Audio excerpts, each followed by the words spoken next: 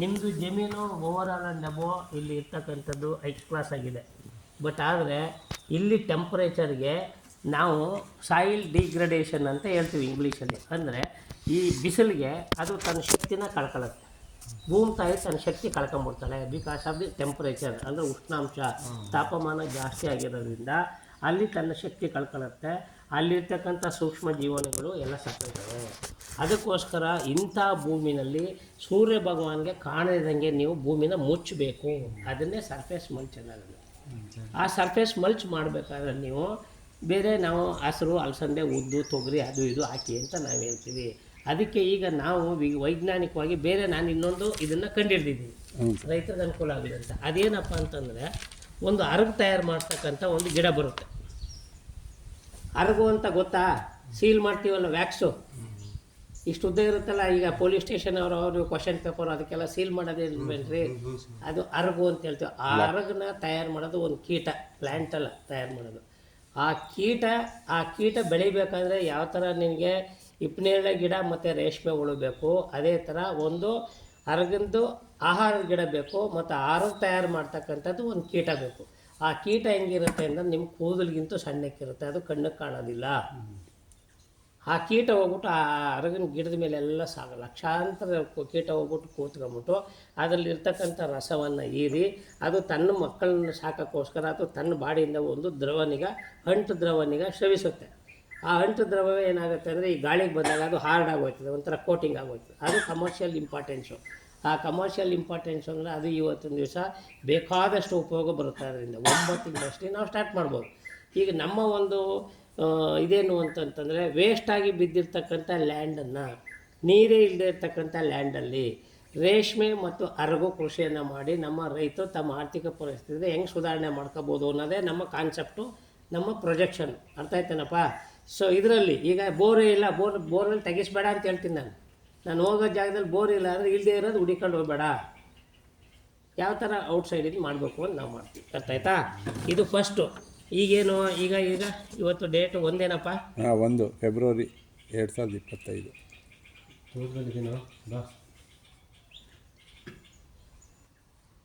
ಬೇರೆ ಪೆನ್ ಇಲ್ವಪ್ಪ? ಇದು ಹರಿಶ್ಚಂದ್ರ ಘಾಟ್ ನೋಡಿ.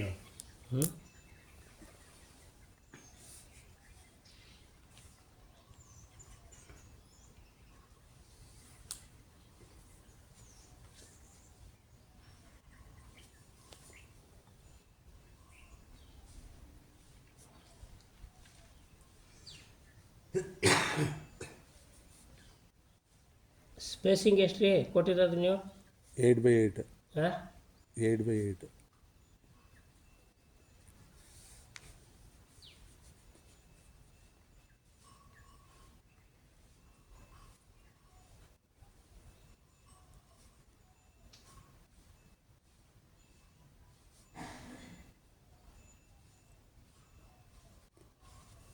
ಈ ಥರ ಇದೆ. ಹೀಗೆ ನಾವು ನಿಮ್ಗೆ ಏನು ಸಜೆಸ್ಟ್ ಮಾಡೋದು ಅಂತಂದರೆ,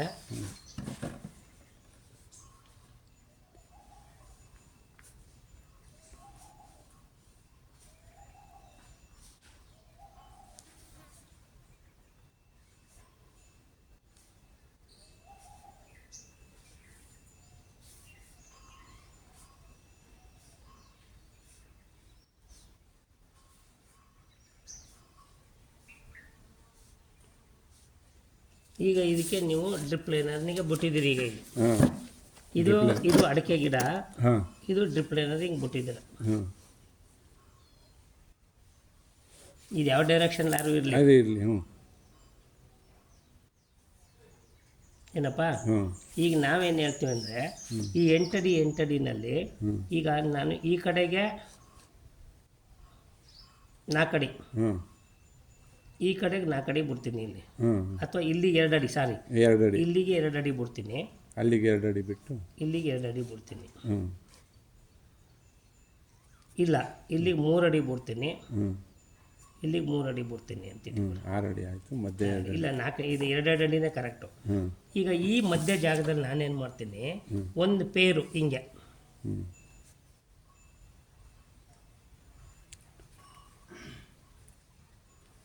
ಒಂದು ಪೇರೆಡ್ ಸಾಲ್ ರೂಮ್ ಬಿಟ್ಟು ಸಾಲ್ ಮಾತ್ರ ಏನೋ ಟ್ರ್ಯಾಕ್ಟರ್ ಹೊಡೆದಿದ್ರೆ ನೋ ಕ್ವಶನ್ ಆಫ್ ನಮ್ಮ ಹತ್ರ ನೋಡ್ರಿ, ನಮ್ಮ ಹತ್ರ no question of tiller, no question of ಇದು ಉಳುಮೆ, ನೋ ಕಾನ್ಸೆಪ್ಟ್. ನನ್ನ ಜಮೀನಿಗೆ ಬನ್ನಿ, ನಾವು ಅದೇ ಸರ್, ನಾನು ಹಿಪ್ಪನೇಳ ಗಿಡ ಬೆಳೀತಾ ಇದ್ದೀನಿ, 10 ವರ್ಷ ಆಗಿದೆ, ನನ್ನ ಜಮೀನಿಗೆ ನಾನು ಉಳುಮನೆ ಮಾಡಿಸಿಲ್ಲ.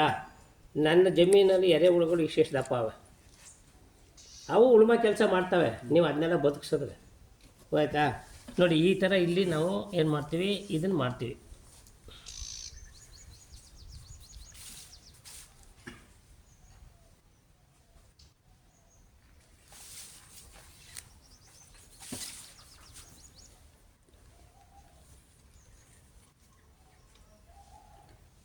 ಇದನ್ನು ಯಾರೂ ನೋಡಿಲ್ಲ. This is alternate crop. ಇದು ಆರ್ಕದಲ್ಲಿ ಆಲ್ಟರ್ನೇಟ್ ಆಗಿ ಅಂತ ಮಾಡೋಂಥ ಒಂದು ಕ್ರಾಪ್ ಇದೆ. ಅಲ್ಲಪ್ಪ, ಈಗ ಇದು ಈ ಕಾನ್ಸೆಪ್ಟು ಯಾರೂ ನೋಡಿಲ್ಲ, ಆಯ್ತೇನಪ್ಪ. ಇದು ಈ ಗಿಡ ಏನಂತ ಕರಿತೀವಿ ಅಂದರೆ ಫ್ಲೆಮಿಂಜಿಯಾ ಸೆಮೈಲೇಟ ಅಂತ ಇದಕ್ಕೆ ಹೆಸರು. ಈ ಫ್ಲೆಮಿಂಜಿಯಾ ಸೆಮೈಲೇಟ ಅನ್ನೋದು ಗಿಡ ಏನು ಅಂತಂದರೆ ಇದು ದ್ವಿದಳ ಧಾನ್ಯಗಳ ಗುಂಪಿಗೆ ಸೇರುತ್ತೆ ಒಂದು. ಮತ್ತು ಒಂದು ಸತಿ ಹಾಕಿದ್ರೆ 30 ವರ್ಷದವರೆಗೂ ಇರುತ್ತೆ. 4 ತಿಂಗಳಿಗೊಂದು ಸತಿ ನೀವು ಕಟ್ ಮಾಡಿ ಅಷ್ಟಿರ್ಬೋದು.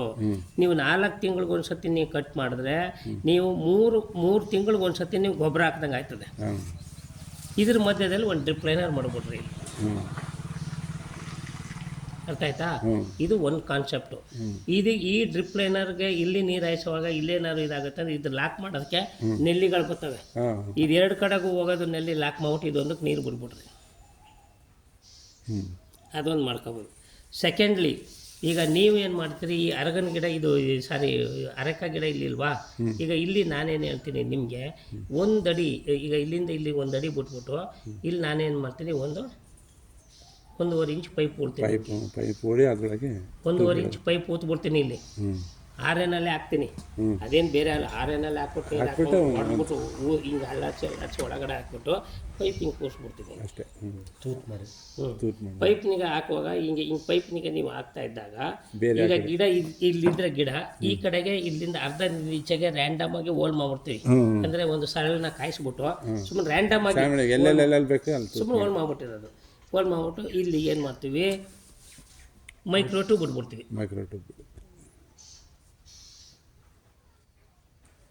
ಇಲ್ಲಿಂದ ತರೋ ಮೈಕ್ರೋ ಟ್ಯೂಬ್ ಹಿಂಗೆ ಬಿಟ್ಬಿಡ್ತೀನಿ. ಇಲ್ಲಿ ಬಿಟ್ಬಿಟ್ಟಾಗ ನೀವು ಬಿಟ್ಟಂಥ ನೀರು ಇಲ್ಲಿ ಡಿಸ್ಚಾರ್ಜ್ ಆಗುತ್ತೆ 2 ಅಡಿ ನಾಟಲ್ಲಿ. ಬರೀ ಗಿಡದ ಕಡೆಗೆ ಆಗುತ್ತೆ, ಆಪೋಸಿಟ್ ಡೈರೆಕ್ಷನ್ ಆಗಲ್ಲ. ಹಂಗಾಗಿ ಅಲ್ಲ ನಿಮ್ಗೆ ಇಲ್ಲಿ ನಿಮ್ಮ ಕೆಪಿಲರಿ ಆ್ಯಕ್ಷನಲ್ಲಿ ಎಲ್ಲ ಕಡೆನೂ ಹೋಗ್ತದೆ. ನಿಮಗೆ ಈ ಜಾಗದಲ್ಲಿ ನೀವು ಬುಟ್ಟಾಗ 2 ಅಡಿನಲ್ಲಿ ಆ 2 ಅಡಿಗೆ ಬೇರು ನೀರು ನುಡಿಕೊಂಡು ಬರುತ್ತೆ. ಅಂದರೆ ನಮಗೆ ಸಬ್ ಸಾಯಿಲ್ಗೆ ಹೋಗ್ತಾ ಇರುತ್ತೆ. ಸಬ್ ಸಾಯಿಲಲ್ಲಿ ಈಗ ನೀ ಮೇಲೆ ಬಿಡ್ತೀಯ, ಇಲ್ಲಿ ಮೇಲೆ 2.5 ಲೀಟ್ರ್ ನೀರು ಬಿಟ್ಟಿರ್ತೀಯ. ಈ 2.5 ಲೀಟ್ರ್ ನೀರಲ್ಲಿ ಅದು ಕೆಳಕ್ಕೆ ಹೋಗಲ್ಲ. ಮತ್ತು ಈ 2.5 ಲೀಟ್ರ್ನಲ್ಲಿ ಈ ಶಾಖೆಗೆ 1 ಲೀಟ್ರು 200 ml ನಷ್ಟು ಎವಾಪರೇಟ್ ಗಾಳಿಗೆ ಹೊಟ್ಟಾಯ್ತದೆ. ಇನ್ನು 300 ml ಬರ್ತದೆ, ಅದು ಏನು ಪ್ರಯೋಜನ ಆಗಲ್ಲ, ಒಳ್ಳೆ ನೀರು ಕೊಟ್ಟಂಗೆ ಆಯ್ತದೆ. This is the concept. ಈ ಡ್ರೈ ಏರಿಯಾದಲ್ಲಿರೋರುಗಳು ಅಡಾಪ್ಟ್ ಮಾಡ್ಕೊಳ್ಬೇಕಾಗಿರ್ತಕ್ಕಂಥ ಕಾನ್ಸೆಪ್ಟ್ಗಳು ಇವು, ಆಯ್ತೇನಪ್ಪ. ಒಂದು, ಇದಕ್ಕೆ ಪೈಪ್ ಹಾಕ್ಬಿಟ್ಟು ಇದ್ರೊಳಗೆ ಮಡಗೋದು ಮೈಕ್ರೋ ಟ್ಯೂಬ್ನ ನೀರನ್ನ ಇಲ್ಲಿ discharge. Size of the pipe 1 feet 1.5 ಇಂಚಿಂದು 1.5 ಇಂಚಿಂದು 2 ಅಡಿ ಹೊಟ್ಟೋದು. 2 ಅಡಿ 3 ಇಂಚ್ ಮಾತ್ರ ಹಿಂಗೆ ಬಿಟ್ಕೋಬೇಕು ಅಷ್ಟೇ. ಒಳಗಡೆ ಮೈಕ್ರೋ ಟ್ಯೂಬ್ ಒಳಗಡೆ. ಅಂದ್ರೇನು ಅಂದರೆ ಆ 2.5 ಲೀಟ್ರ್ 3 ಲೀಟ್ರ್ ನೀವೇನು ಕೊಡ್ತೀರಿ ಅದು ನಿಧಾನಕ್ಕೆ ಪೈಪಿಂದ ಒಳಗಡೆ ಹೋಗಿ 2 ಅಡಿ ನಾಟಿ ರೂಟ್ ಝೋನಲ್ಲಿ ನೀರು ಸಿಗುತ್ತೆ. ಆವಾಗ ನಿನ್ಗೆ ಎಂಥ ಬಿಸಿಲು ಹೊಡಿತಾ ಇದ್ರೂ ಕೂಡ ಯಾವುದೇ ವಿಧವಾದಂಥ ಒಂದು ಹನಿನೂ ಕೂಡ ಎವಾಪರೇಟ್ ಆಗಲ್ಲ. ಎರಡನೇದು ಏನಪ್ಪ ಅಂದರೆ ಇಲ್ಲಿ ನೀವು ಎಲ್ಲ ಸೆತ್ತನೂ ಕೂಡ ಇಲ್ಲಿ ನೀವು ಕವರ್ ಮಾಡಿರಿ. ಇಲ್ಲಿ ಇದ್ರ ಮಧ್ಯದಲ್ಲಿ ಹಾಕ್ಬೇಕು ಹಿಂಗೆ ಅಲ್ಲಿ ಬಿದ್ದಿರೋ ವೇಸ್ಟು ಗರಿಗಳೆಲ್ಲ, ಆ ಗರಿಗಳನ್ನೆಲ್ಲ ಇಲ್ಲಿ ವೇಸ್ಟ್ನೆಲ್ಲ ಇಲ್ಲಿ ಹಾಕ್ತಾ ಇರಬೇಕು. ಹಾಗಾಗಿ ಮಲ್ಚಿಂಗ್ ಆಗುತ್ತೆ, ಮಲ್ಚಿಂಗ್ ಆಗಬೇಕು. ಈ ಥರ ನೀವು ಮಾಡ್ಕೊಂಡ್ರೆ ಇದೊಂದು ಪೇರಲ್ಲಿ ಬಂದಂಥ ಗಿಡ ಇಲ್ಲಿ ಏನು ಬರ್ತದೆ, ಒಂದು ಈ ಫ್ಲೆಮಿಂಜಿಯಾ ಸೆಮೈಲೇಟ ಹಾಕಿದ್ರೆ ನಂಬರ್ 1 FS ಮೆರಿಟ್, ಫ್ಲೆಮಿಂಜಿಯಾ ಸೆಮೈಲೇಟ ಅದನ್ನು ಬರೆದು ಬಿಡ್ತೀನಿ.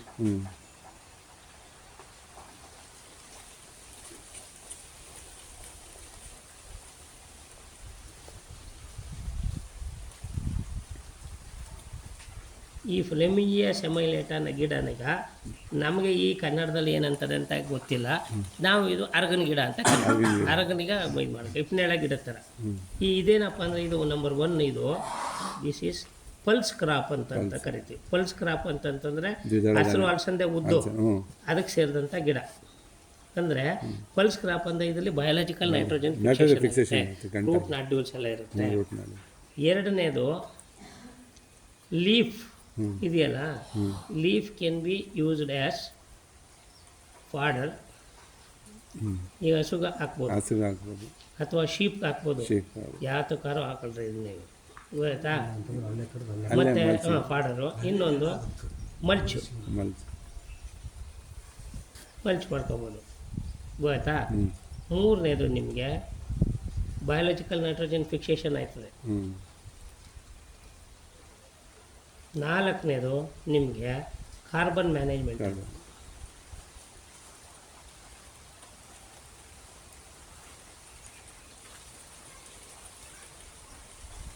ಇದ್ರ ಜೊತೆಗೆ ನೀವು ಸರ್ ನಾನು 4 ತಿಂಗಳಿಗೆ ಒಂದು ಸತಿ ಮಾಡೋದ್ರ ಬದಲು ಇದಕ್ಕೆ ಅರ್ಗಂದು ಕೀಟ ನೀವು ಇನಾಕ್ಯುಲೇಟ್ ಮಾಡ್ಬಿಟ್ಟು ಒಂದು ಕ್ರಾಪ್ ಎತ್ಕೊತೀನಿ ಅಂತಂದರೆ ನೀವು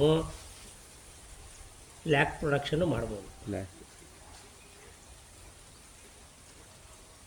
ಇಷ್ಟು ಬೆನಿಫಿಟ್ಟು ಕೂಡ ಈ ಗಿಡದಲ್ಲಿ ಬರುತ್ತೆ. ಈ ಗಿಡ ಬೆಳೆಸಬೇಕಾದ್ರೆ ನೀವು ಇದಕ್ಕೆ ನೀರು ಬಿಡಲೇಬೇಕು. ಇದಕ್ಕೆ 3 ದಿವ್ಸಕ್ಕೆ ಒಂದು ಸತಿನೋ 4 ದಿವ್ಸಕ್ಕೆ ಒಂದು ಸತಿನೋ ಈಗ ನೀವು ಹೆಂಗೆ ಬಿಡ್ತಾ ಇದ್ದೀರಿ ಹಂಗೆ ಬಿಡಲೇಬೇಕು. ಬೆಸ್ಟ್ ಟೈಮ್ ಆಫ್ ಪ್ಲಾಂಟೇಶನ್ ಏನು? ಅದನ್ನ ನೋಡ್ರಿ, ನೀರಿದ್ರೆ 365 ದಿವಸ ಮಾಡ್ಬೋದು. ಈಗ ನಾವು ಈಗ ಇವರ ಬೀಜನೂ ಕೊಡ್ತೀವಿ, ಬೀಜ ರೈಸ್ ಮಾಡ್ಕೋಬೋದು ನರ್ಸರಿನಲ್ಲಿ. ಹೈ ಕ್ಲಾಸ್ ಆಗುತ್ತೆ. ಇದು ದೇವ್ರು ಕೊಟ್ಟು, ಇವೆಲ್ಲ ನಾನು ಮಾತಾಡ್ತಾರೆ ದೇವ್ರು ಕೊಟ್ಟಿರೋದು, ಇದು ದೇವ್ರು ಕೊಟ್ಟಿರೋದು, ಇವೆಲ್ಲ ನಾನು ಮಾಡಿರೋದಲ್ಲ.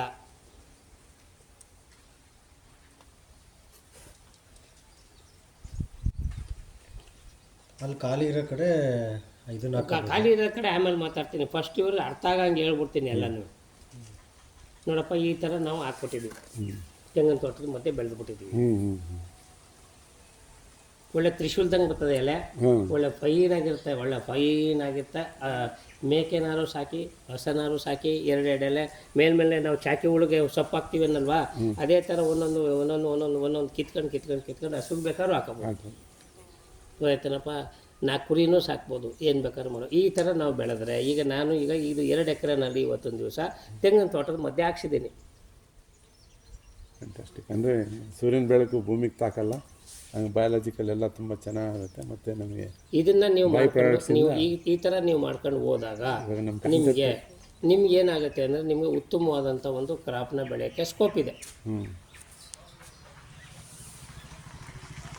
ಇದೆಲ್ಲನೂ ಬೇರೆಯವ್ರಿಗೆ ಯಾರಿಗೂ ಗೊತ್ತಿಲ್ಲದೆ ಇರೋದ್ರಿಂದ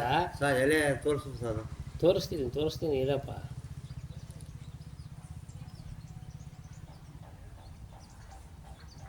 ನೋಡಿ, ಇದು ಇನ್ಸೆಕ್ಟು. ಅದರಲ್ಲಿ ಆ ಗಿಡದ ಮೇಲೆ ನಾವು ಬೆಳೆದಾಗ ಇದು ಹುಳ ಈಚು ಬರ್ತಾ ಇದೆ. ಈಗ ಇಲ್ಲಿ ಕಾಣ್ತಾ ಇದೆಯಲ್ಲ ಸಣ್ಣಕ್ಕೆ, ಈಗ ಮೆಚ್ಯೂರ್ ಆಗಿ ಬರ್ತಾ ಇದೆ. ಇಲ್ಲಿ ಗಂಟು ಕಟ್ಕೊಂಡದಲ್ಲಿ ನೋಡಿ, ಇದೇ ಕಮರ್ಷಿಯಲ್ ಇಂಪಾರ್ಟೆನ್ಸು. ಇದನ್ನೇ ನೀವು ಮತ್ತೆ ಕಟ್ ಮಾಡ್ಕೊಂಬಿಟ್ಟು ನೆರಳಲ್ಲಿ ನೆರಳು ಟಾರ್ಪಲ್ ಬೇಕಾದ್ರೆ ಇಲ್ಲೇ ಎಲ್ಲ ಮಾತಾಡ್ಕೊಂಡು ಇದು ಕುಡ್ಗಳು ತಗೊಂಬಿಟ್ಟು ಸ್ಕ್ರೇಪ್ ಮಾಡ್ಕೊಂಬಿಡ್ಬೋದು. ಸ್ಕ್ರೇಪ್ ಮಾಡ್ಕೊಂಬಿಟ್ಟು ನೀವು ಒಣಗಿಸ್ಬಿಟ್ಟು ವಾಶ್ ಮಾಡ್ಬಿಟ್ಟು ನನಗೆ ಕೊಟ್ಟರೆ 200 ರೂಪಾಯಿ ನಂಗೆ 1 kg ನಾ ತಗೋತೀನಿ. ಹೋಯ್ತೇನಪ್ಪ. ಒಂದು ಗಿಡದಲ್ಲಿ ಒಂದು ಫ್ಲೆಮಿಂಜಿಯಾ ಗಿಡದಲ್ಲಿ ಮಿನಿಮಮ್ ಅಂದರೆ 250 ಗ್ರಾಮ್ ಎತ್ತಬೋದು ಒಂದು ಗಿಡದಲ್ಲಿ. ಆ ಥರ ನೀವು ಕ್ವಾಂಟಿಫೈ ಮಾಡ್ಕೊಳ್ಳಿ ಎಷ್ಟಾಗುತ್ತೆ ಅಂತ. ಹೋಯ್ತಾ? ಆ ಥರದ್ದು ಸ್ಕೋಪ್ ಇದೆ ಇಲ್ಲಿ.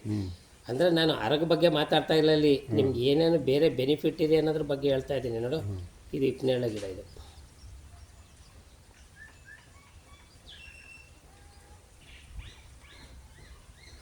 ಇದು ಫ್ಲೆಮಿಂಜಿಯಾ ಸಮಯ ಇದೆ.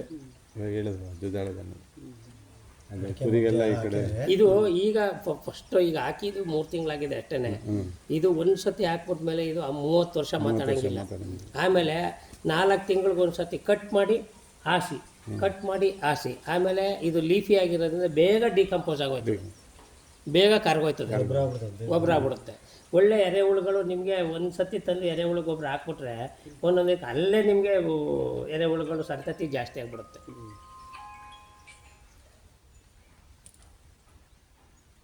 ನೋಡಪ್ಪ, ಇದು ನೋಡ್ಕೊಳಪ್ಪ, ಇಲ್ಲಿ ಎಲೆ ನೋಡ್ಕೊಳೆ. ಯಾರ ನೋಡ್ಬೇಕು ಅಂದೆಲ್ಲ ನೋಡ್ಕೊಳ. ಕಾಣ್ತಾ ಇದೆಯಪ್ಪ? ಇದನ್ನು ನೀವು ಈ 3 ಥರ ಮಾಡ್ಬೋದು. ಒಂದು ಹಸುಗೆ ಹಾಕ್ಬೋದು, ಇನ್ನೊಂದು ಕುರಿ ಸಾಕ್ಬೋದು, ಮೂರನೇದು ಇದನ್ನು ನನಗೇನು ಬೇಡ ಸ್ವಾಮಿ ಅಂದರೆ ಇಲ್ಲಿ ಕೆಳಗಡೆಗೆ ಅರಗು ತಯಾರು ಮಾಡೋಕ್ಕೆ ನಾವು ಅದು ಇನಾಕ್ಯುಲೇಟ್ ಮಾಡ್ಬಿಟ್ಟು ಅದು ಹೇಳ್ಕೊಡ್ತೀವಿ ನಾವು, ಅದನ್ನು ಮಾಡ್ಕೋಬೋದು. ಅರಗನಿಗೆ ತಗೊಂಡಾದ್ಮೇಲೆ ಮೇಲ್ಗಡೆ ಇದೆಲ್ಲ ಉಳ್ಕೊತದ ನೋಡಿ, ಇದನ್ನೆಲ್ಲ ಕಟ್ ಮಾಡ್ಬಿಟ್ಟು ಪುನಃ ಅಲ್ಲಿಗೆ ಹಾಸ್ಬಿಟ್ಟು ಮಲ್ಚಿಂಗ್ ಮಾಡಿಬಿಡ್ಬೋದು. ಇದನ್ನು ನಾವೇನಂತ ಕರಿತೀವಿ ಅಂತಂದರೆ ಇನ್ಸಿಟಿವ್ ಗ್ರೀನ್ ಮೆನ್ಯೂರಿಂಗ್ಗೆ. ಆಮೇಲೆ ಇಲ್ಲಿ ಈ ಥರ ನಿಮ್ಗೆ ಕಸ ಪಸ ಎಲ್ಲ ಬರ್ತದೆ ಅಂತಂದ್ರಲ್ಲ, ಇದನ್ನೆಲ್ಲ ಹಾಸ್ಬಿಟ್ಟಾಗ ಯಾವ ಕಳೆನೂ ಹುಟ್ಟಲ್ಲ.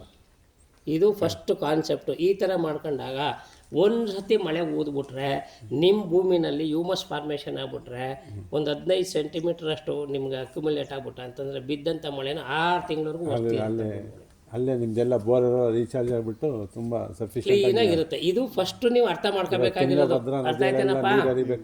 ಇದು ಅರ್ಥ ಆಯ್ತೇನ್ರಿ? ಹ್ಞೂ ಸರ್. ಇದು ಫಸ್ಟು, ಇದು ಅರೆಕಾಗೆ ನಾನು ಹೇಳ್ತಾ ಇರೋದು. ಅಡಿಕೆಗೆ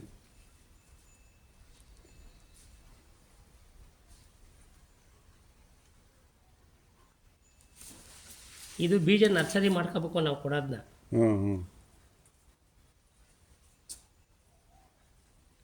ಈ ಥರ ಒಂದು ಪೇರ್ ಮಾಡ್ಕೊಳ್ರಿ ಅಷ್ಟೇ. ಅಂದರೆ 2 ಅಡಿಕೆ ಗಿಡದ ಮಧ್ಯೆ ಒಂದು ಪೇರು, ಈ ಥರ ಒಂದು ಪೇರ್ ಮಾಡ್ಕೊಂಡು ಹೋಗ್ಬಿಡ್ರಿ ನೀವು. ಇದರಲ್ಲಿ ಇದು ಮಾಡ್ಕೊಳ್ಳೋದ್ರಿಂದ ಇಷ್ಟು ಬೆನಿಫಿಟ್ನು ನೀವು ತಗೋಬೋದು. ಆ ಕಡೆ ಲಾಸ್ಟಲ್ಲಿ ಇದೆಯಲ್ಲ ನೋಡಿ, ಇದು ಇದು ಇದು ಅಲ್ಲದೇನೆ ಬಾರ್ಡ್ರಿಗೆಲ್ಲ ನಿಮ್ಮದು 10 ಎಕರೆ ಹಿಂಗಿದ್ರೆ, ಈಗ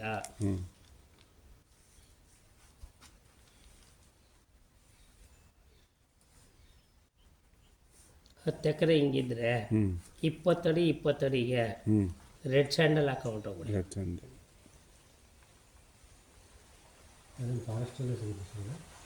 ರೆಡ್ ಸ್ಯಾಂಡಲ್ಲು ಫಾರೆಸ್ಟ್ ಡಿಪಾರ್ಟ್ಮೆಂಟಲ್ಲಿ ಸಿಗುತ್ತೆ. ಗೊತ್ತೇನಪ್ಪ? 20 ಅಡಿ 20 ಅಡಿಗೆ 20 ಅಡಿ 20 ಅಡಿಗೆ 20 ಅಡಿ 20 ಫೀಟ್ 20 ಫೀಟ್ ಹಾಕೊಂಡು ಹೋಗ್ಬಿಡಿ ಬಾರ್ಡ್ರಿ. ಈಗ ಈ ಥರ ನೀವು ಮಾಡ್ಕೊಂಡಾಗ ನೀವು ನಿಮ್ಮಲ್ಲಿ ಇರ್ತಕ್ಕಂಥ ಅಡಿಕೆ ಗಿಡನ ಬದುಕಿಸ್ಕೊಳ್ಳೋಕ್ಕೆ ಒಂದು ಸ್ಕೋಪ್ ಇರುತ್ತೆ. 100%. ನಿಮ್ಮ ಭೂಮಿ ತನುವಾಗಿರಬೇಕು. ನಿಮ್ಮ ಭೂಮಿ ಆದಷ್ಟು ಕೂಡ ಯಾವುದೇ ವಿಧವಾದಂಥ ಒಂದು ಇದಕ್ಕೋಗ್ಬಿಟ್ಟು ಬಂದ್ಬಿಟ್ಟು ಇದೆಲ್ಲ ಬಿಟ್ಬಿಟ್ಟು. ನಾನು ಸ್ಟಾರ್ಟಿಂಗಿನಲ್ಲಿ ಹೇಳೋದು ಎಲ್ಲ ರೈತರಿಗೆ ಏನಪ್ಪ ಅಂದರೆ ಶೂಸ್ ತಗೊಂಡು ಒಂದು ಕೋಲ್ ತಗೋದಪ್ಪ, ಆರಾಮಾಗಿ ಹೋಗಿ. ಅಲ್ಲ, ಗಂಬೂಟ್ ಹಾಕಳ್ರಿ. ಗಂಬೂಟ್ ಹಾಕೊಂಡು ಹೋಗಿ. ಈಗ ನನ್ನ ಜಮೀನಲ್ಲೇ ನಾನು ಓಡಾಡ್ತಾ ಇದ್ದೀನಲ್ಲಪ್ಪ, ಬಂದು ನೋಡ್ರಿ ನೀವು. ಆಮೇಲೆ ಇನ್ನೊಂದೇನು ಗೊತ್ತಾ, ಒಂದು ವೇಳೆ ನಿಮ್ಗೆ ಇದಾಯಿತು ಅಂತಂತಂದರೆ ಇದನ್ನು ನೀವು ಒಡಿಸೋಕ್ಕೆ ನಿಮ್ಗೆ ಕಟ್ ಮಾಡೋಕ್ಕಾಗಲಿಲ್ಲ ಅಂತಂದರೆ ಇದಕ್ಕೆ ವೀಲ್ದು ನಾವು ಸಿರಿಕಲ್ಚರ್ ಮಾಡಿದ್ದೀವಿ. ವೀಲ್ ಹಾಕ್ಬಿಡ್ತೀವಿ. ವೀಲ್ ವಿಷ್ಣು ಚಕ್ರ ಥರ ಹಿಂಗೆ ಹಿಡ್ಕೊಂಡು ಹೊಟ್ಟೋಗ್ಬಿಟ್ರೆ ಸುಮ್ಮನೆ ಡ್ರೆಸ್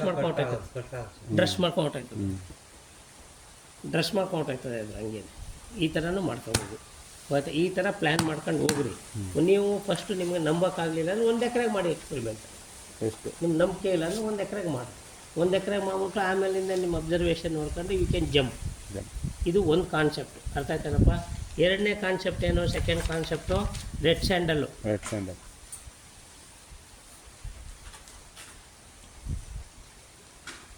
ಅದಕ್ಕೇನು ಏನು ಸೆಕ್ಯೂರಿಟಿ ಏನು ಬರ ಸರ್? ಸುಮ್ಮನೆ ಅದೇನು ಹಾಕಿದ್ರೆ ನಡೀತತ್ತಾ? ಯಾವನು ಬಂದು ಕರ್ಕೊಂಡು ಹಿಡ್ಕೊಂಡು ಯಾವ್ದನ್ನ? ಇಲ್ಲ ಇಲ್ಲಿ ನಿಮ್ಗೆ ಇಷ್ಟೆಲ್ಲ ಸೆಕ್ಯೂರಿಟಿ ಇದ್ರೆ ಎಲ್ಲ CCTV ಕ್ಯಾಮ್ರಾ ಹಾಕ್ತಿರ್ತಿರಲ್ರಿ.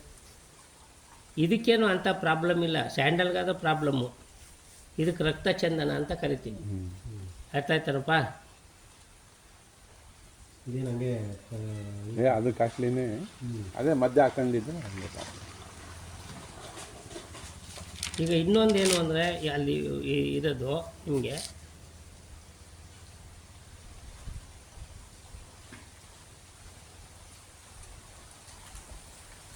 ಸೆಕೆಂಡ್ ಕ್ರಾಪ್ ಇನ್ ಬಾರ್ಡರ್ ಅಂತ.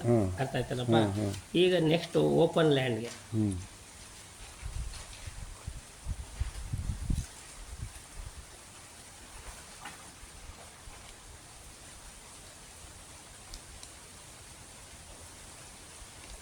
ಇದು ಇದ್ದರೆ ನೀವು 12 ಅಡಿ 12 ಅಡಿಗೆ 12 ಎಕರೆ ಬರುತ್ತೆ.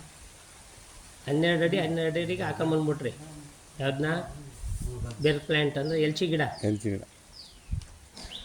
12 ಅಡಿ 12 ಅಡಿಗೆ 12 ಅಡಿ 12 ಅಡಿಗೆ ಹಾಕೊಂಬಂದ್ಬಿಟ್ರಿ. ಹಿಂಗೆ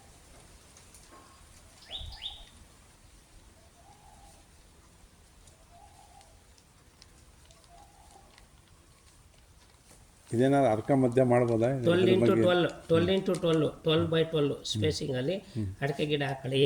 ಇದಕ್ಕೂ ಅಷ್ಟೇ ಬೇಕಾದ್ರೆ ಒಂದು ಪೈಪ್ ಊತ್ಬಿಟ್ಟು ಇದಕ್ಕೂ ಅಷ್ಟೇ ಒಂದು ಪೈಪ್ ಊತ್ಬಿಟ್ಟು ನೀರಿನ ಇಲ್ಲಿ ಹೋಲ್ ಮಾಡಿಬಿಟ್ಟು ಇಲ್ಲಿ ಅಲ್ಲಿ ನೀವೇನು ಮಾಡಬೇಕು, ಅಲ್ಲಿ ಸೆಂಟ್ರ್ ಪಾಯಿಂಟಲ್ಲಿ ಒಂದು ಟ್ಯಾಂಕರ್ ಹಾಕೊಂಬಿಟ್ಟು ಅಲ್ಲಿ ನೀರು ಬರ್ಸ್ಕೊಂಬಿಟ್ಟು ಇಲ್ಲಿ 10 ಲೀಟ್ರ್ ನೀರು ಮೊದಲನೇ ತಿಂಗಳು 10 ಲೀಟ್ರ್ ನೀರು 10 ದಿವ್ಸಕ್ಕೆ ಒಂದ್ಸತಿ ಹಾಕ್ಬೇಕು.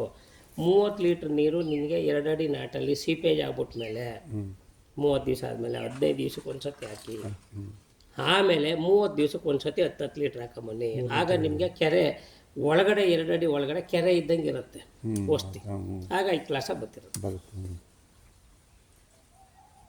ಈ ಥರ ಕ್ಲೀನಾಗಿ ಮಾಡ್ಕೊಂಡು ಹೋದರೆ ಇಲ್ಲಿ ನೀವು ಬೇರೆ ಪ್ಲ್ಯಾಂಟನ್ನು ಕ್ಲೀನಾಗಿ ಬೆಳಿಬೋದು. ಇದಕ್ಕೆ ನಾವೇನಂತ ಕರಿತೀವಿ, open land for lac cultivation.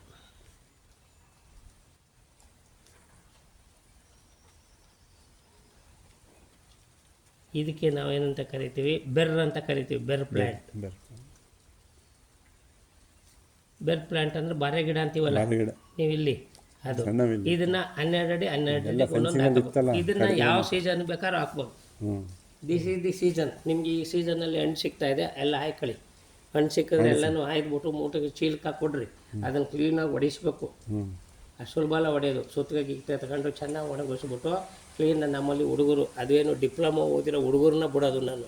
ಅದನ್ನು ಕ್ಲೀನಾಗಿ ಹೊಡೆದ ಮೇಲೆ ಹುರುಳಿ ಕಾಳು ಥರ 2 ಬೀಜ ಬರ್ತದೆ. ಪುನಃ ಅದನ್ನು ಹಾರ್ಮೋನಲ್ ಟ್ರೀಟ್ಮೆಂಟ್ ಮಾಡಿ ಕೊಟ್ಟ ಮೇಲೆ ನೀವು ನರ್ಸರಿಗೆ ಹಾಕಬೇಕು. ನರ್ಸರಿಗೆ ಹಾಕೊಂಡು ನೀವು ಬೆಳಿಬೇಕು. ನರ್ಸರಿಗೆ ಹಾಕೊಂಡು ಬೆಳೆದ್ರೆ ನಿಮಗೆ ಈ ಥರ ಬರುತ್ತೆ.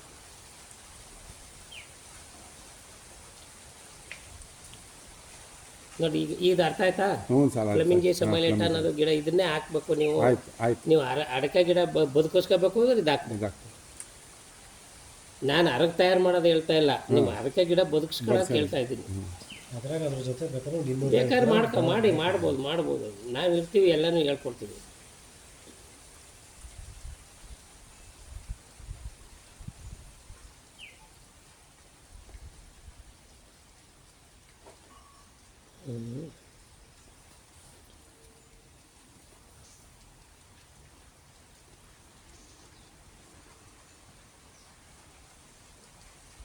ನೋಡಿ, ಇದು ಬೆಳೆದಿರೋದು ನಾವೀಗ, ಈಗ ಹಾಕ್ಸಿರೋದು ಈಗ ಎಲ್ಲ ಇನ್ನೊಂದು ಈಗ ಹಾಕಿ 3 ತಿಂಗಳಾಗಿದೆ ಅಷ್ಟೇ. ಇನ್ನು 6 ತಿಂಗಳಿಗೆ ನೀನು ಅಲ್ಲಿ ಬಂದು ನೋಡ್ಬಿಟ್ರೆ ನಿನಗೆ ಫುಲ್ ಹಸಿರಾಗಿ ಒಳ್ಳೆ ಕ್ಲೀನಾಗಿ ಏನು ಮುಸ್ಕೊಂಡು ಒಳದ ಗಿಡದ ಥರ ಕಾಣ್ತಿರುತ್ತೆ. ಕಟ್ ಮಾಡಿ ಹಾಕ್ತಿರ್ತೀವಿ ನಾವು. ನೋಡಿ, ಎಲ್ಲ ನೋಡಿ ಇಲ್ಲಿ ರೆಡಿ ಆಗ್ಬೇಕಪ್ಪ. ಮತ್ತೆ ಇಲ್ಲಿ ನೋಡಿ, ಇಲ್ಲ ಕಾಣ್ತಾ ಇದೆಯೇನ್ರಿ? ನೋಡ್ರಿ, ಕಾಣ್ತಾ ಇದೆಯೇನ್ರಿ? ಇದೇನು ನಾವು ಸೀಡ್ಸ್ ಹಾಕಿದರೆ ಸೀಡ್ಸ್ ಇಲ್ಲಿಗೆ ಹೆಚ್ಚಂಗಿಲ್ಲ, ಪ್ಯಾಕೆಟಲ್ಲಿ ಬೆಳ್ಕೋಬೇಕು. ನೀವು ಅಷ್ಟು ಸುಲಭ ಅಲ್ಲ ಅದು ಭಯಂಕರ ಕಾಸ್ಟ್ಲಿ. ಆಮೇಲೆ ಸೀಡ್ ಪೋಸ್ಟು ಮೆಣಸಿದ್ದಂಗಿರುತ್ತೆ, ಆಡೋದು ಪ್ಯಾಕೆಟ್.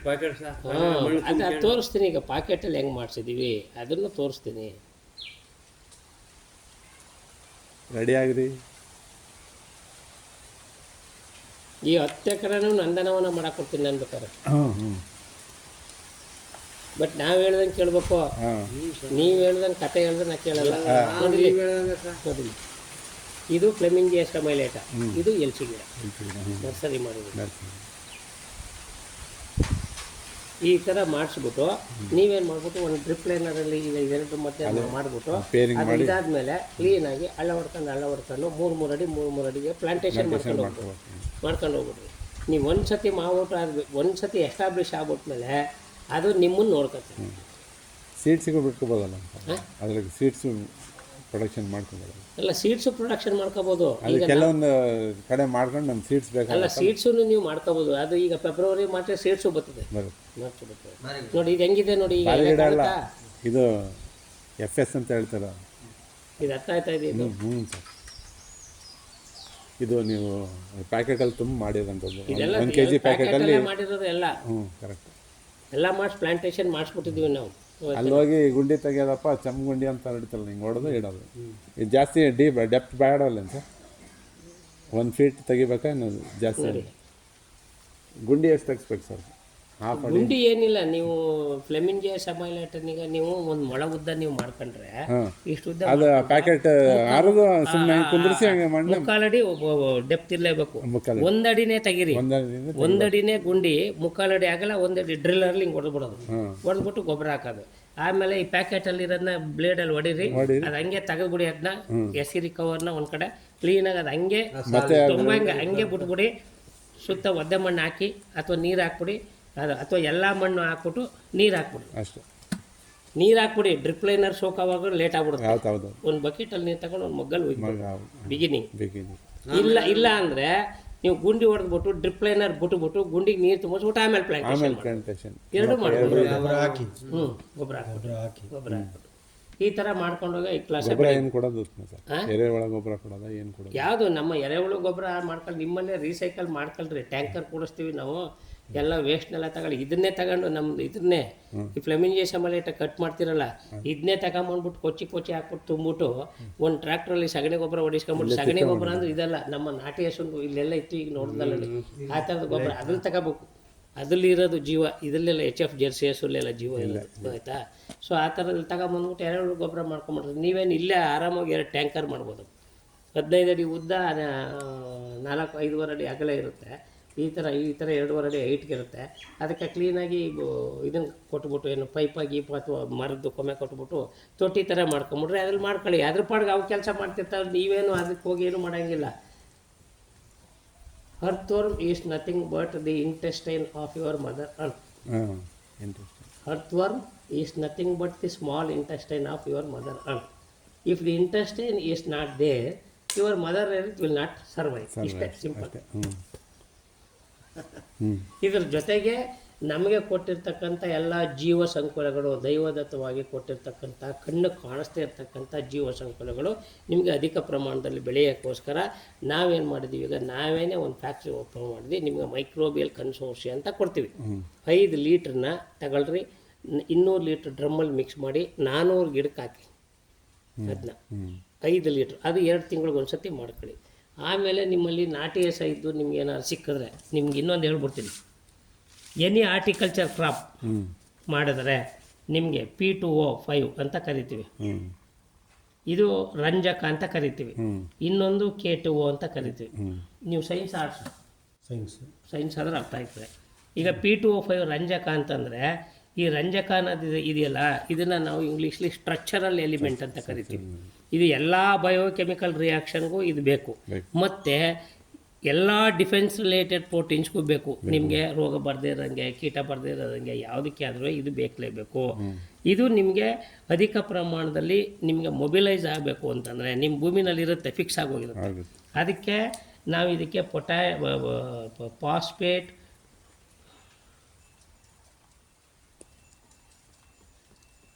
ಮೊಬಿಲೈಸಿಂಗ್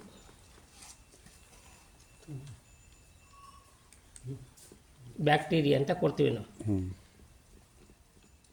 ಅರ್ಥ ಆಯ್ತೇನಪ್ಪ? ಇನ್ನೊಂದು ಪೊಟ್ಯಾಷಿಯಮ್, ಇದೂ ಕೂಡ very important for all biochemical reaction. ಇದೆರಡೂ ಎಲಿಮೆಂಟ್ಸ್ ಏನು ಗೊತ್ತಾ, ನಿಮ್ಮಲ್ಲಿ ಭೂಮಿಲಿ ಇರುತ್ತೆ ಬಟ್ ಫಿಕ್ಸ್ ಆಗಿರುತ್ತೆ, ಅದು ಅನ್ಅವೈಲಬಲ್ ಫಾರ್ಮಲ್ಲಿ. ಇದನ್ನು ನೀವು ಮೊಬಿಲೈಸ್ ಮಾಡಬೇಕಾದ್ರೆ ಮತ್ತು ಪೊಟ್ಯಾಷಿಯಮ್,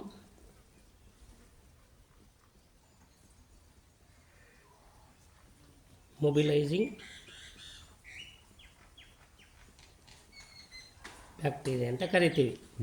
ಇದೆರಡೂ ನೀವೇನು ಮಾಡಬೇಕು ಅಂತಂದರೆ, ಇದಾಕೋದ್ರಿಂದ ಮತ್ತು ಇದಾಕೋದ್ರಿಂದ ನಿನ್ನ ಭೂಮಿನಲ್ಲಿ ಏನು ನಿದ್ದೆ ಮಾಡ್ತಾ ಇರೋದು ಅದನ್ನೆಲ್ಲ ಎನ್ಸೈಮ್ ಆಗಿ ಕನ್ವರ್ಟ್ ಮಾಡಿ, ಕಿಲೇಟ್ ಮಾಡಿ ನಿನಗೆ ಅವೈಲಬಲ್ ಫಾರಮಿಗೆ ತಂದಾಗ ಗಿಡ ಎಳ್ಕೊತದೆ. ಗಿಡ ಎಳ್ಕೊಂಡಾಗ ನಿನಗೆ ಆ ಥರ ಹಳದಿ ಕಲರ್ ಬರೋದು ಅದು ಇದೆಲ್ಲ ನಿಂತೋಯ್ತದೆ. ಇದು ಅರ್ಥ ಮಾಡ್ಕೊಳ್ಳಿ. ಇದಕ್ಕೆ ನೀವೇನು ಮಾಡಬೇಕು ಅಂದರೆ, ಇದನ್ನು ಮಾಡೋದು ಹೆಂಗೆ ಅಂದರೆ ಮಾಸ್ ಮಲ್ಟಿಪ್ಲಿಕೇಶನ್ ಮಾಡ್ಕೋಬೇಕು.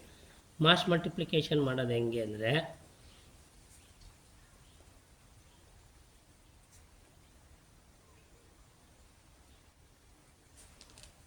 ಜೀವಾಮೃತ ಮಾಡೋದು ಗೊತ್ತಾ? ಮಾಡ್ತೀವಲ್ಲ ಸರ್, ಮಾಡ್ತೀವಲ್ಲ.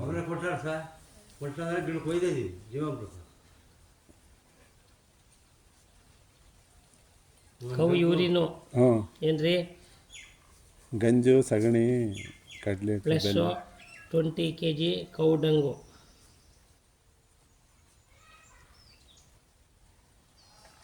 ಅರ್ಥ ಆಯ್ತೇನಪ್ಪ? ಪುನಃ plus 2 kg ಜಾಗರಿ,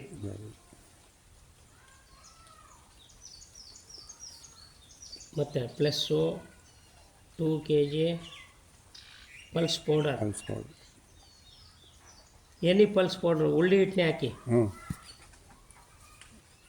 plus 5 kg groundnut cake ಹ್ಞೂ ಅಥವಾ ಕೊಬ್ಬರಿ ಕೇಕು ಹ್ಞೂ ಯಾವುದಾದ್ರೂ ಆಯಿಲ್ ಮಿಲ್ಲಲ್ಲಿ ಹೋಗಿ ತಗೊಂಬಂದು ಹ್ಞೂ ಆಯಿತಾ. ಇದಾದಮೇಲೆ ಪ್ಲಸ್ ಇಲ್ಲಿ ನೀವು 2 ಲೀಟರ್ಸು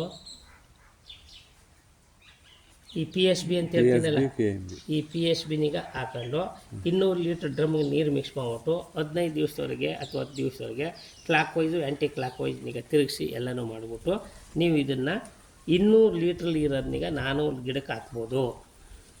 ಅದೇ ಥರ ಇದು ಸಪ್ರೇಟಾಗಿ ಮಾಡಬೇಕು. ಇದು ಫಾಸ್ಫೇಟ್ಗೆ, ಹ್ಞೂ ಅದೇ ಥರ ಪೊಟ್ಯಾಷಿಯಮ್ ರಿಪೀಟ್ ಮಾಡಿ. ಹ್ಞೂ ಇಲ್ಲಿ ಪೊಟ್ಯಾಷಿಯಮ್ ಬದಲು ಅದು ಹಾಕಬೇಕು. ಅದೇ ಇನ್ ಪ್ಲೇಸ್ ಆಫ್ ಇದಕ್ಕೆ ಇಲ್ಲಿ PSB ಹಾಕೋದ್ರ ಬದಲು ಪೊಟ್ಯಾಷಿಯಮ್, ಇದು ಫಾಸ್ಫೇಟ್ ಸಾಲ್ಯುಬಲೈಸಿಂಗ್ ಬ್ಯಾಕ್ಟೀರಿಯಾ. ಇನ್ನೊಂದು ಇಲ್ಲೇನು ಮಾಡ್ತೀರಿ, ಇದು ರಿಪೀಟ್ ಮಾಡಿಬಿಟ್ಟು ಇಲ್ಲಿ +2 ಪೊಟ್ಯಾಷಿಯಮ್ ಸಾಲ್ಯುಬಲೈಸಿಂಗ್ ಬ್ಯಾಕ್ಟೀರಿಯಾ ಹಾಕ್ತೀರಿ. ಇದು ಉಳಿದ ಸೇಮ್. ಇದನ್ನು ಸಪ್ರೇಟಾಗಿ ಮಾಡ್ಕೋಬೇಕು. ಈಗ ನೀವು 400 ಗಿಡ ಅಂದರೆ ಎಷ್ಟು ಗಿಡ ಇದೆ ಅಂತ ಎಣಿಸ್ಕೋಬೇಕು. ಅಷ್ಟು ಅಕಾರ್ಡಿಂಗ್ಲಿ ನೀವು ಅಷ್ಟು ಪ್ರೊಕ್ಯೂರ್ ಮಾಡ್ಕೋಬೇಕು, ನಮ್ಮಿಂದ ತರಿಸ್ಕೋಬೇಕು. ಬೇರೆಯವರೆಲ್ಲ ನಿಮಗೆ 550, 650, 750 ಈ ಥರ ಫ್ರಾಡ್ ಬಡ್ಡೆಗಳು. ನಾನೇ ಕಂಪ್ನಿನಲ್ಲಿ ಇವತ್ತಿನ ದಿವಸ ಲೈಸೆನ್ಸ್ನಾಗ ನಾನೇ ಮಾಡಿಸ್ಕೊಡ್ತಾಯಿದ್ದೆ, ಕಡಿಮೆ ರೇಟಲ್ಲಿ ಸಿಕ್ಕಲಿ ಅಂತ ರೈತರಿಗೆ. ಇದು ನೀವು ತಗೋಬೇಕು. ಇದಲ್ಲದೆ ನಾವೇನು ಮಾಡ್ತೀವಿ, 5 ಲೀಟ್ರ್ ಕನ್ಸೋರ್ಷಿಯ ಅಂತ ಕೊಡ್ತೀವಿ. ಈ 5 ಲೀಟ್ರ್ ಕನ್ಸೋರ್ಷಿಯಾದಲ್ಲಿ ಎಲ್ಲರೂ ಇರ್ತಾರೆ. ಇದರಲ್ಲಿ ಯಾರ್ಯಾರು ಹೇಳಿ, ನೈಟ್ರೋಜನ್ನು, ಫಾಸ್ಫೇಟು, ಪೊಟ್ಯಾಷಿಯಮ್ಮು ಮತ್ತು ರೋಗ ಮಾಡದೇ ಇರೋರು ಎಲ್ಲರೂ 5 ಜನನಿಗೆ ಮತ್ತು 5 ಜನ ಸೋಲ್ಜರ್ಸ್ನ ಇಲ್ಲಿ ಕೊಟ್ಟಿರ್ತೀನಿ. ಇದನ್ನೀಗ 5 litres plus 200 litre water mix ಮಾಡಿಬಿಟ್ಟು 400 ಪ್ಲ್ಯಾಂಟ್ಸಿಗೆ ಸಾಯಿಲ್ ಡ್ರೆಂಚ್ ಮಾಡಿರಿ.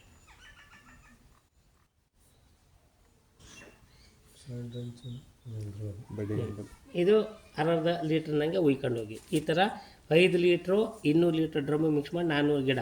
ಆ ಥರ ನೀವು ಎಷ್ಟು ಗಿಡ ಇದೆ ಅಂತ ನೀವು ಲೆಕ್ಕ ಹಾಕೊಂಡು ನೀವು ಹೇಳಿದ್ರೆ ಅಷ್ಟು ನಿಮಗೆ ಸರ್ವಿಸ್ ಕೊಡೋಕ್ಕೆ ನಾವು ಮಾಡಿಕೊಡ್ತೀವಿ. 5 ಲೀಟ್ರ್ ಕ್ಯಾನ್ಗೆ 1750 ರೂಪಾಯಿ, 2550 ಇರೋ ಜಾಗದಲ್ಲಿ 1750 ರೂಪಾಯಿ ಕೊಡಿಸ್ತೀನಿ ನಾನು ನನ್ನ ಕಂಪ್ನಿಯಿಂದ, ನಮ್ಮ ಟ್ರಸ್ಟ್ ಕಡೆಯಿಂದ. ಈಗ ಅರ್ಥ ಆಯ್ತಾ? ನೀವು ಯಜಮಾನ್ರೆ ಅವ್ರು ಮೊದಲು ಇಲ್ಲೇ ಕೆಲಸ ಮಾಡ್ತಿದ್ರು, ಇವಾಗ ಅವ್ರದ್ದೇ ಜಮೀನಾಗೈತೆ ಅಲ್ಲಿ ಮಾಡ್ತಾರೆ. ನೀವು ಯಜಮಾನ್ರೆ ಅರ್ಥ ಆಯ್ತಾ?